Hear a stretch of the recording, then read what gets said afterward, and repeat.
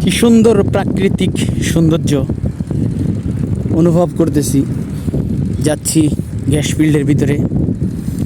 Very আশ্চর্য বিষয়, 200 টাকার ভাত আনতে গিয়ে 100 টাকা গাড়ি ভাড়া দেওয়া লাগছে।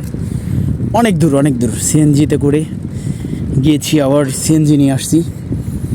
এই যে গ্যাস ফিল্ড থেকে একটা টেলার বের হচ্ছে, কন্টেনারবাহী। আসলে আমার গাড়িটা লোড হয়ে গেছে, লোড করে রেখে দিয়েছি, কিন্তু বের হচ্ছে না। সমস্যা হলো আমাদের মাল লম্বা, হাইট, পাশ বাড়তি, দিনের বেলা নট অ্যালাউ, রাস্তা জাম হয়ে যায়। তো সেক্ষেত্রে আমাদের গাড়িটা রাত্রে বের হবে, রাতের 10টা 11টা 12টা পর্যন্ত অপেক্ষা করতে হবে। দেখেন সেম আমাদের গাড়িটা তো আরও বড়, পাশ বড়, কিন্তু বেঁচে যাওয়ার সম্ভাবনা থাকে।